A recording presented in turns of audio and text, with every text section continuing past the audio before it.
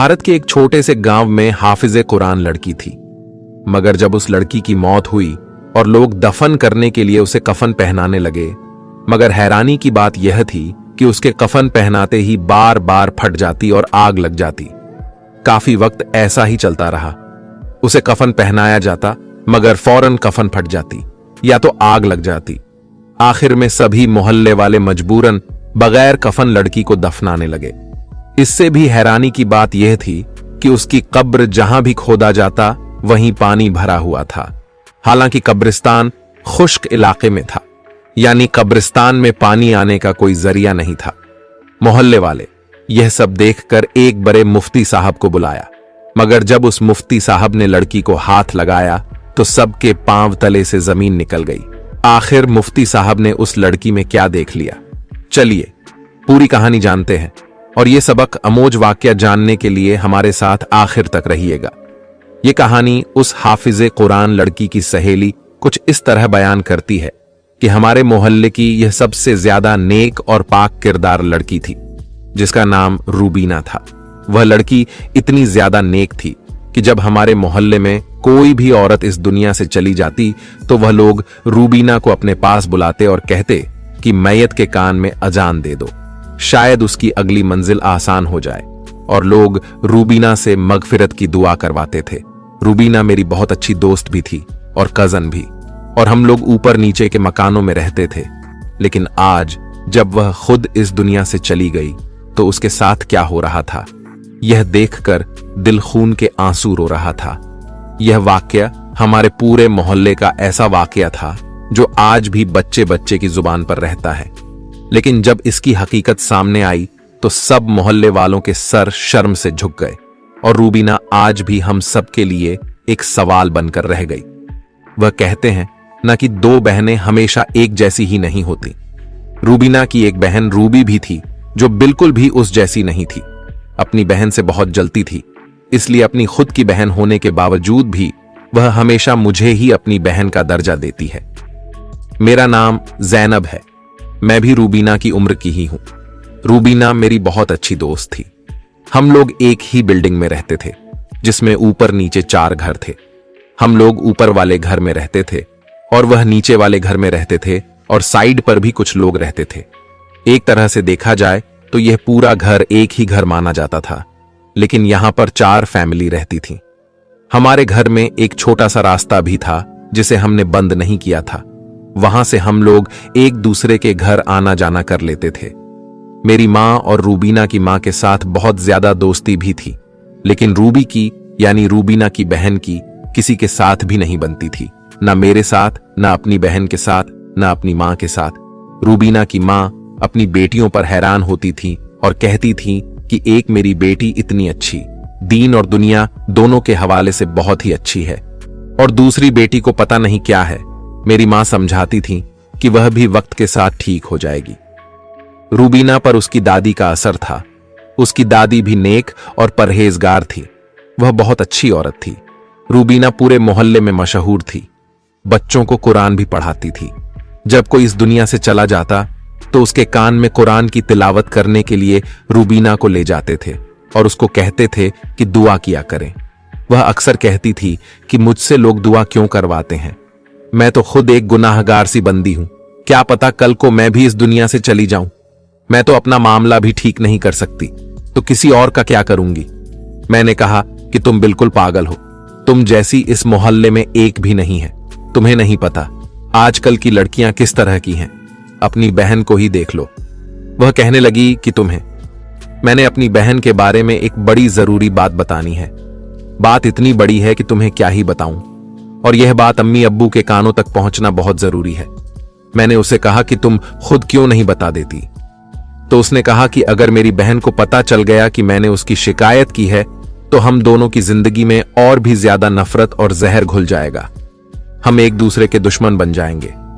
पहले ही वह मुझे अपना दुश्मन समझती है, इसलिए मैं चाहती हूं कि तुम यह बात अम्मी अब्बू तक पहुंचा दो, ताकि वह इसका कोई हल कर सके। या तो उसकी शादी करवा दे, फिर उससे पूछे कि वह इस तरह की हरकतें क्यों कर रही है।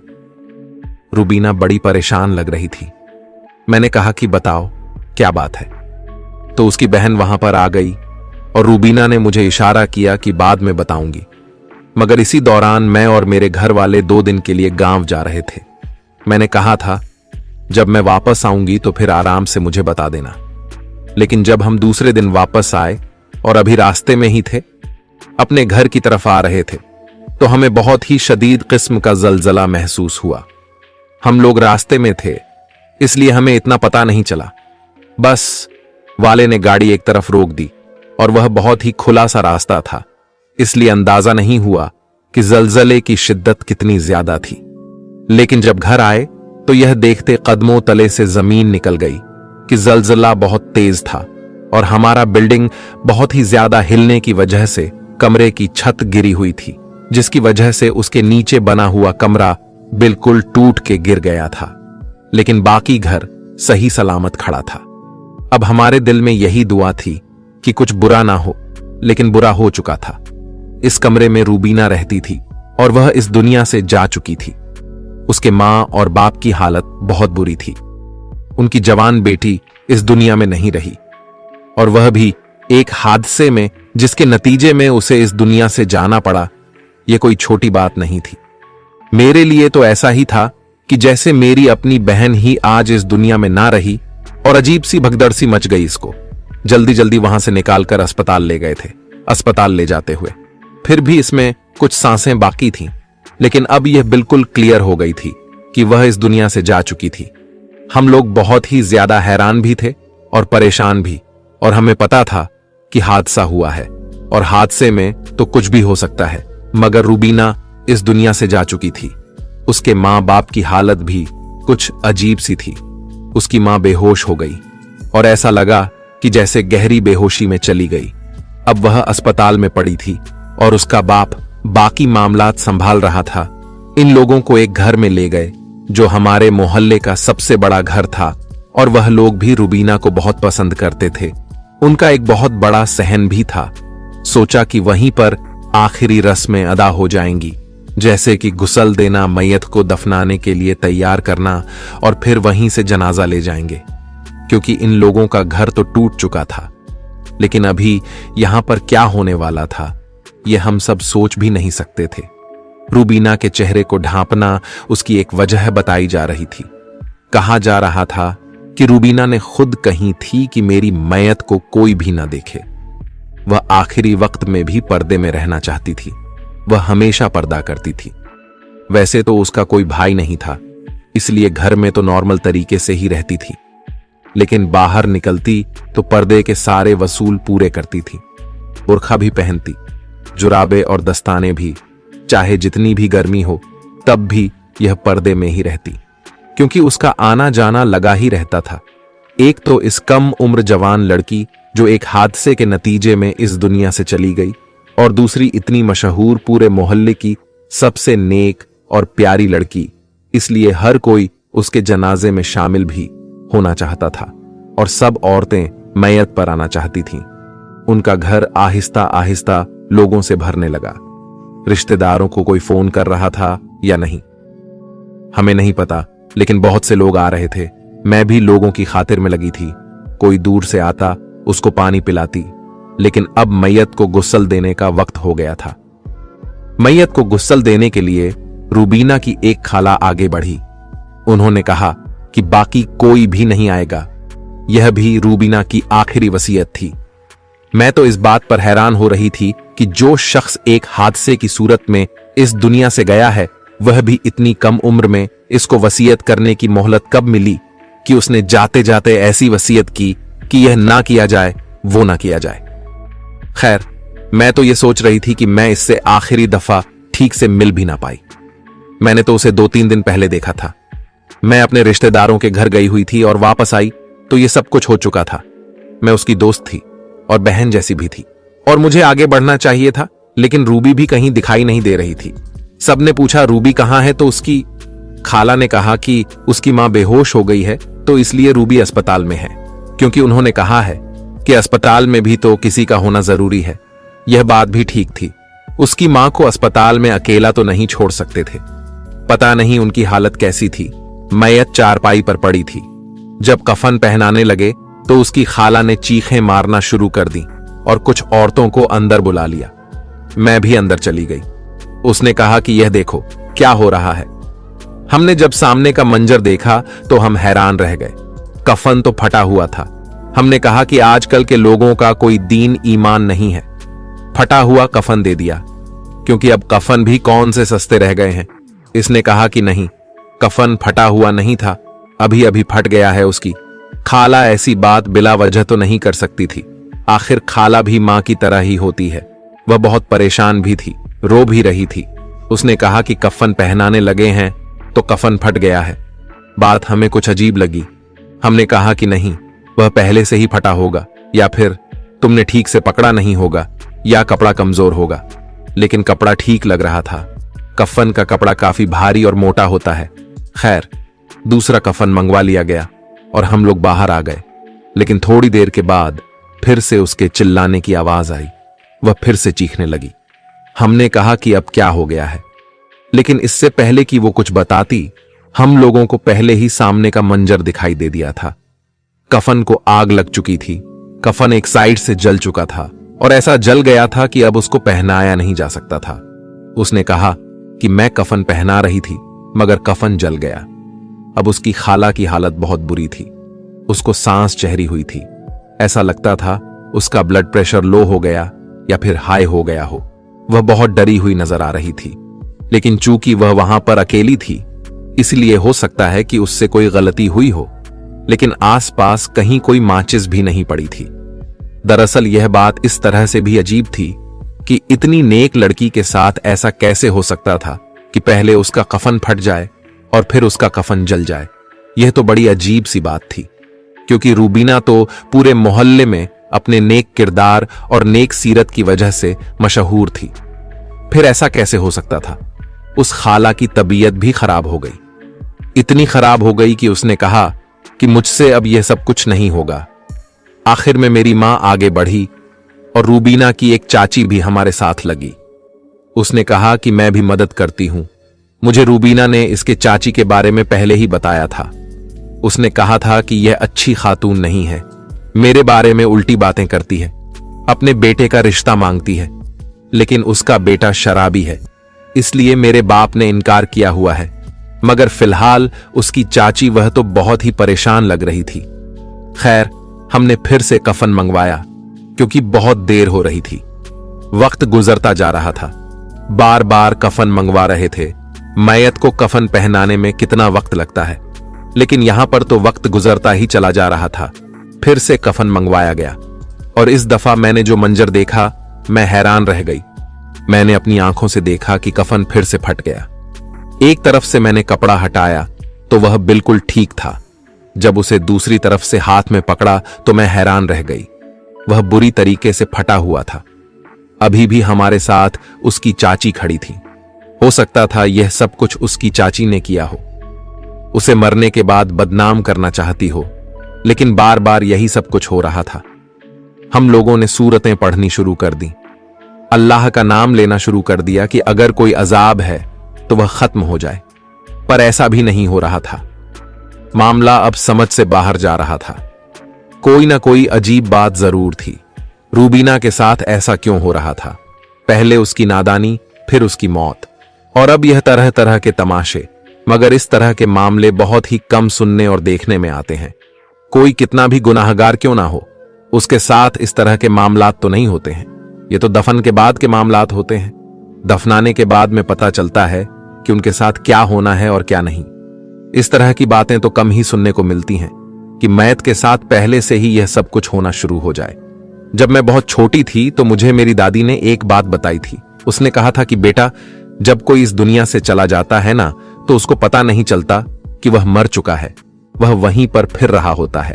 अपने सारे रिश्तेदारों को, अपनों को रोते हुए, बिलखते हुए, परेशान होते हुए सबको देखता है। परेशान होते हुए देखकर वह परेशान हो रहा होता है। वह बार बार उनके पास आता है और कहता है, क्यों रो रहे हो, क्यों रो रहे हो, क्या हो गया है? मेरी तरफ देखते क्यों नहीं? मेरी आवाज क्यों नहीं सुनते? वह उनको पकड़ने की कोशिश करता है पर उन्हें पकड़ नहीं पाता। यह सब कुछ मुर्दे पर बहुत ज्यादा सख्त होता है, इसलिए कहते हैं कि जल्दी जल्दी दफना देना चाहिए। और जैसे ही हम लोग मैयत को दफना देते हैं और मिट्टी डाल के चले जाते हैं, तब उसको पता चल जाता है कि वह इस दुनिया से चला गया है। अगर ऐसा था तो उस वक्त रूबीना भी यहीं कहीं आसपास थी, यानी कि उसकी रूह भी यह सब कुछ देख रही थी। काश कि वह बोलकर यह सब जवाब दे सकती कि ऐसा क्यों हो रहा था, क्योंकि अब सब लोग इस नतीजे पर पहुंच गए थे कि रूबीना कोई नेक लड़की नहीं थी। कुछ ना कुछ जरूर ऐसा करती थी जिसकी वजह से अब उसके साथ यह सब कुछ हो रहा था, और वह सबके लिए इबरत का निशान बनती जा रही थी। पहले बार बार कफन का फट जाना, कफन में आग लगना, यह सब कुछ कोई छोटी मामूली बात नहीं थी। आखिरी दफा कफन मंगवाया गया। हम लोग छोटे से गांव में रहते थे। दुकान वाले ने कहा कि यह आखिरी कफन है, अच्छे कपड़े का है, मुझे पैसे नहीं चाहिए, क्योंकि आप लोग 3-4 दफा आ चुके हैं। उस तक भी खबर पहुंच चुकी थी। लेकिन जब आखिरी कफन पहनाने लगे तो कफन इस दफा सही तरीके से पहना दिया गया था। मैंने भी शुक्र अदा किया कि चलो मामला हल हुआ। यह जो कुछ भी था यह हम सब की समझ से बाहर था, लेकिन यह बाद की बातें थीं। लेकिन जैसे ही मेरी मां ने मुझे कहा कि जरा बाहर आवाज दे कि मैयत तैयार है और जनाजे के लिए ले जाया जाए, मगर जैसे ही हमने पलट कर देखा तो कफन फिर फट चुका था, और इतना फट चुका था कि इस तरह से मैयत को बाहर नहीं भेज सकते थे। अब तो मेरी मां भी डरने लगी और उसने मुझे कहा कि चल बेटी, यहां से चलते हैं, यहां पर तो कोई बहुत बड़ा अजाब आ रहा है, कहीं हम पर भी असर पड़ जाए। मैंने कहा कि रुबीना मेरी बहन जैसी थी, मैं नहीं जाऊंगी। और मैंने अम्मी से गुस्से से कहा, और कहां जाएंगे हम, हमारा घर भी तो टूटा पड़ा है, मैं इसको ऐसे हाल में छोड़कर नहीं जाऊंगी। मेरी मां के चेहरे हैरानगी और परेशानी थी। वह गुस्सा होने लगी। उसने कहा कि चल यहां से, नहीं तो तेरे पर भी कोई मुसीबत आ जाएगी। तू देख नहीं रही तेरी आंखों के सामने क्या हो रहा है? भला ऐसा कभी हुआ है क्या? मेरी मां का डर भी जायज था, लेकिन मुझे डर से ज्यादा सवाल तंग कर रहे थे कि यह सब कुछ कैसे हो रहा था। मुझे पहले लगा कि शायद उसकी खाला ने जानबूझकर ऐसा किया, झूठ बोला, फिर उसकी चाची ने यह सब कुछ किया। लेकिन अब तो मैं खुद यहां पर खड़ी थी और मुझे ऐसा करने की कोई जरूरत भी नहीं थी। मैं क्यों एक ऐसी लड़की को बदनाम करना चाहूं जो पहले ही इस दुनिया से जा चुकी हो?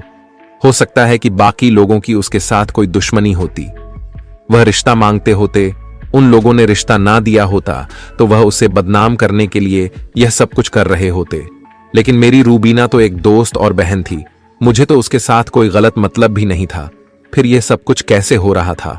रात हो गई तो फैसला किया गया कि बिना कफन के ही मैयत को दफना दिया जाए, क्योंकि बहुत वक्त गुजर चुका है।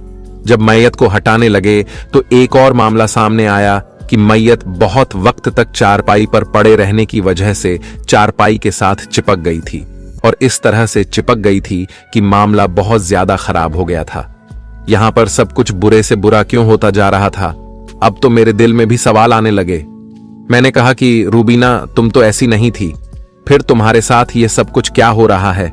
सब लोग यही कह रहे थे कि लगता है कि यह लड़की जानबूझकर कुछ करती थी। कुछ लोग कह रहे थे कि यह लोगों से पैसे लेती थी, लोगों के घर जाने के पैसे लिया करती थी, इसलिए इसके साथ ये सब हो रहा है।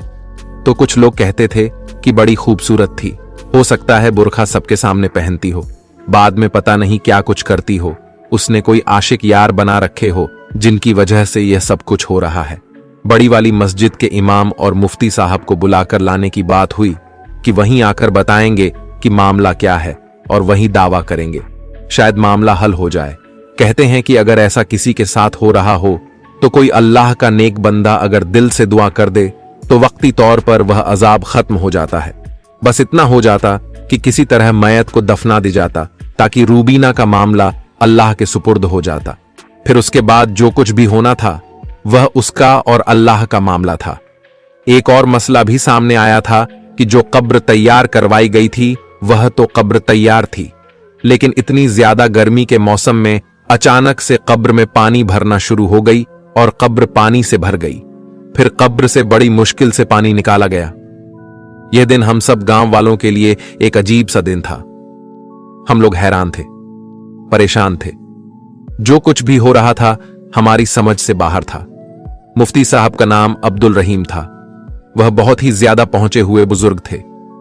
उनको बगल वाले गांव से बुला लिया गया। वह भी रूबीना के बारे में जानते थे, उसे वह अच्छी तरह जानते थे।